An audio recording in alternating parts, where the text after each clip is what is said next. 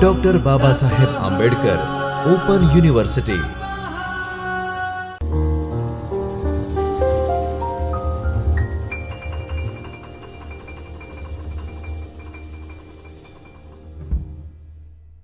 नमस्कार विद्यार्थी मित्रों, doctor Baba Saheb Ambedkar open university के इस चैतन्य स्टूडियो से मैं डॉक्टर राखी जैन, असिस्टेंट प्रोफेसर संस्कृत विभाग, आप सभी विद्यार्थी मित्रों का हार्दिक स्वागत करती हूँ।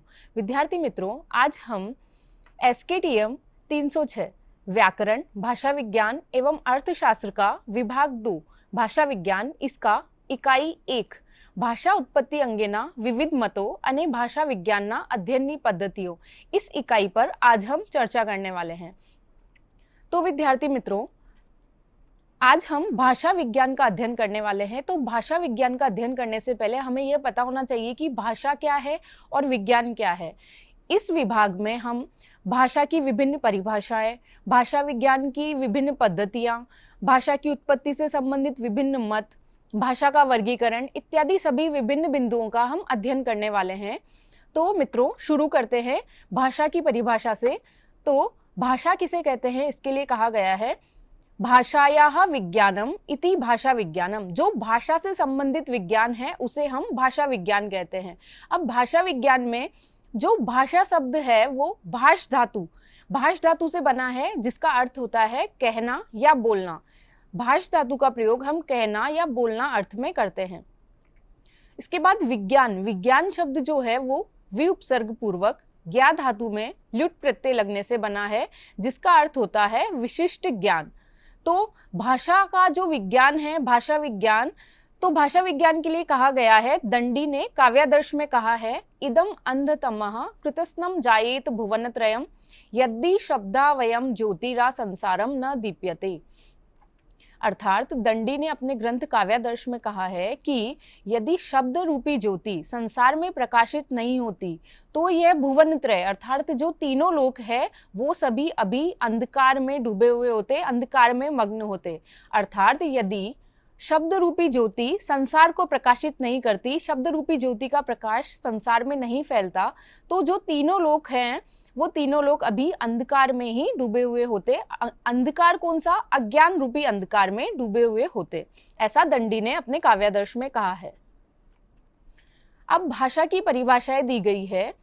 तो प्रथम कहा गया है, भाषा क्या है? विचार विनिमय का माध्यम है, अर्थात जिसके माध्यम से विचारों का आदान प्रदान किया जाता है। दूसरी परिभाषा दी है कि भाषा सामाजिक व्यवहार की उत्क्रांति है, अर्थात जो जिससे सामाजिक व्यवहार किया जाता है, समाज में जिसके माध्यम से व्यवहार किया जाता है वह भाषा है। इसके बाद पतंजलि ने कहा है, व्यक्तावाची वर्णा येषाम त इमे व्यक्तवाचः, अर्थात जो वाणी से अभिव्यक्त की जा सके वह भाषा कहलाती है। जिसे हमारी वाणी के द्वारा अभिव्यक्त किया जाए वही क्या है? भाषा है।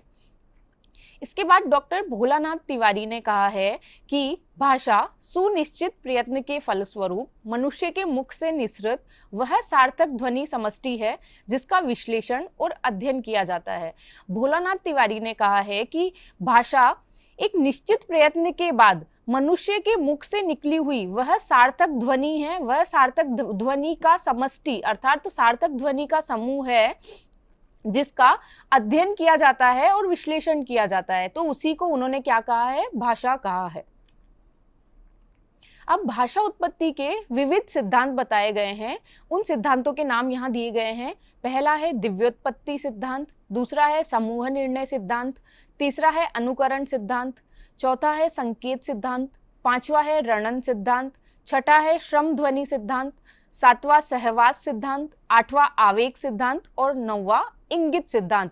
ये 9 सिद्धांत भाषा की उत्पत्ति के विभिन्न सिद्धांत बताए गए हैं। इन सिद्धांतों को हम एक एक करके अध्ययन करने वाले हैं। तो पहला सिद्धांत है दिव्योत्पत्ति सिद्धांत। यह भाषा उत्पत्ति के सिद्धांतों में सबसे प्राचीन सिद्धांत माना जाता है। यहाँ नाम से ही स्पष्ट है कि दिव्योत्पत्ति अर्थात दिव्य शक्ति के द्वारा जिसकी उत्पत्ति की गई है, दिव्य प्लस उत्पत्ति बराबर दिव्योत्पत्ति। तो किसी दिव्य शक्ति के द्वारा जो भाषा की उत्पत्ति हुई है, तो इस सिद्धांत के अनुसार यह माना जाता है कि भाषा की उत्पत्ति किसके माध्यम से हुई है, किसी दिव्य शक्ति के माध्यम से, यानी परमात्मा या ईश्वर ने ही भाषा को उत्पन्न किया है, ऐसा इस सिद्धांत में माना जाता है। तो यह भाषा उत्पत्ति के सिद्धांतों में सबसे प्राचीन मत माना जाता है। जिस प्रकार परमात्मा ने मानव की सृष्टि की, उसी प्रकार मानव के लिए परिष्कृत भाषाएं भी दी है और देवीय शक्ति ही इस सिद्धांत का मूल है, ऐसा यह मानते हैं। अब ऐसा क्यों माना जाता है? इसमें कहा है कि वेदों, उपनिषदों और अनेक दर्शन ग्रंथों में यह बात प्रमाणित है कि ईश्वर से ही वेदों की उत्पत्ति हुई है, अर्थात जो वेदों की उत्पत्ति का कारण माना है वो किसको माना है? ईश्वर को माना है। ऐसा हमारे धर्म ग्रंथों में और हमारे उपनिषदों में, वेदों में, सब में लिखा है कि जो वैदिक मंत्र है उनके दृष्टा कौन है? हमारे जो प्राचीन ऋषि मुनि हैं, उन्होंने क्या किया? अपनी शक्तियों के माध्यम से मंत्रों को साक्षात्कार किया, मंत्रों को देखा और उन्हीं मंत्रों को फिर सूक्त रूप में, वेद रूप में, अनेक ग्रंथों के रूप में उन सूक्तों को, उन मंत्रों को लिखा, ऐसा माना जाता है। तो जो भाषा की उत्पत्ति हुई, भाषा की उत्पत्ति इस सिद्धांत के अनुसार क्या मानी गई है कि ईश्वर की ही देन है, ईश्वर की कृपा से ही वेदों की उत्पत्ति हुई है। अब यह सिद्धांत तर्क संगत नहीं माना जाता क्योंकि यह केवल आस्था पर ही आधारित है। यदि भाषा ईश्वर की देन होती तो सृष्टि में भाषा में भेद नहीं होता। हम देखते हैं कि प्राय संसार में अलग अलग स्थानों पर अलग अलग भाषाएं बोली जाती है, यानी क्षेत्र के अनुसार भाषा बदलती रहती है, क्योंकि अलग अलग स्थानों पर जब अलग अलग भाषाएं बोली जाती है, यदि ईश्वर ने अगर भाषा की उत्पत्ति की होती तो ऐसा नहीं होता और भाषा अधिक सुव्यवस्थित और तर्क संगत भी होती यदि ईश्वर ने भाषा को उत्पन्न किया होता। तो इस सिद्धांत को सभी लोग स्वीकार नहीं करते हैं, तर्क संगत नहीं मानते हैं। दूसरा सिद्धांत है समूह निर्णय सिद्धांत। इस सिद्धांत के अनुसार लोगों द्वारा समूह में एकत्रित होकर शब्द और अर्थ का निर्णय किया गया। इस प्रकार सर्वसम्मत सामूहिक निर्णय के माध्यम से भाषा का जन्म हुआ। इस सिद्धांत में क्या माना गया है कि जब कुछ लोग आपस में एक जगह पर बैठे हुए तो उन्होंने विचार विनिमय के लिए या आपस में बात करने के लिए उनके पास कोई भाषा का माध्यम नहीं था। तो समूह के कुछ लोग, जो विद्वान लोग थे, उन्होंने आपस में बैठकर कुछ शब्दों के कुछ अर्थ निर्धारित किए कि इस शब्द का यह अर्थ होगा, इसको प्रकट करने के लिए हम यह शब्द बोलेंगे। इस प्रकार उन्होंने शब्द और अर्थ का निश्चय किया कुछ विद्वान लोगों ने, और इसी के माध्यम से भाषा का जन्म हुआ, ऐसा इस सिद्धांत में माना जाता है। लेकिन यह सिद्धांत भी तर्क संगत नहीं माना जाता, क्योंकि यदि कुछ समूह में कुछ लोग, जो विद्वान लोग एकत्रित हुए होंगे, उन्होंने भी तो आपस में बात करने के लिए कोई ना कोई भाषा का प्रयोग किया होगा। तो इस सिद्धांत के अनुसार तो उन लोगों ने भाषा को जन्म दिया, लेकिन भाषा तो पहले से रही होगी, तभी तो उन लोगों ने आपस में बात करके भाषा को जन्म दिया होगा या भाषा का शब्द और अर्थ का निर्णय किया होगा। इसीलिए यह सिद्धांत भी तर्क संगत नहीं माना जाता है। इसके बाद तीसरा सिद्धांत है अनुकरण सिद्धांत।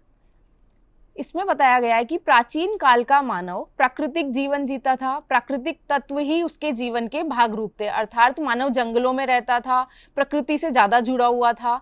तो बादलों की घनघनाहट, नदी झरनों का मधुर आवाज, मधुर कलरव, पक्षियों की आवाज, जानवरों की आवाज इत्यादि विविध आवाजों का अनुकरण करके भी मनुष्य को विभिन्न भाषाओं का ज्ञान हुआ होगा।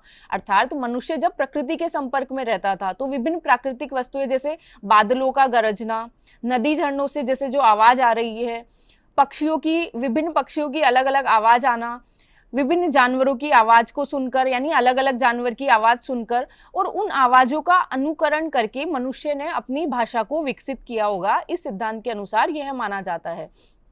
जैसा कि सिद्धांत का नाम ही है अनुकरण सिद्धांत, तो प्राचीन समय में मानव ने विभिन्न प्राकृतिक वस्तुओं का या विभिन्न प्राकृतिक तत्वों का अनुकरण करके, उनकी भाषा का, उनकी आवाज का अनुकरण करके विविध भाषाओं का ज्ञान किया होगा, ऐसा इस सिद्धांत के अनुसार माना जाता है।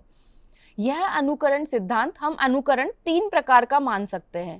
पहला है ध्वन्यात्मक अनुकरण, दूसरा है पदार्थों का अनुकरण और तीसरा है दृश्यात्मक अनुकरण।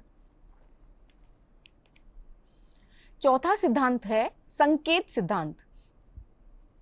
मानव प्राचीन काल में संकेतों के माध्यम से विचारों का आदान प्रदान करता था, इसीलिए इन संकेतों द्वारा भी भाषा की उत्पत्ति मानी जाती है। इस सिद्धांत में यह माना जाता है कि प्राचीन काल में मनुष्य के पास जब भाषा नहीं थी तो विभिन्न संकेतों के माध्यम से वह अपनी बात को रखता था, विचारों का आदान प्रदान करता था। तो उन संकेतों के माध्यम से ही धीरे धीरे भाषा का विकास हुआ होगा, ऐसा इस सिद्धांत के अनुसार माना जाता है। इसीलिए इस सिद्धांत का नाम है संकेत, जहां सांकेतिक शब्दों का प्रयोग करके भाषा की उत्पत्ति मानी जाती है।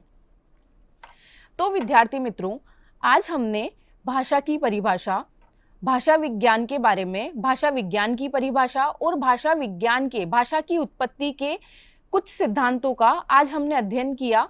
आने वाली कक्षा में हम आगे जितने सिद्धांत बचे हैं उसका हम अध्ययन करने वाले हैं। तो मित्रों, तब तक के लिए धन्यवाद।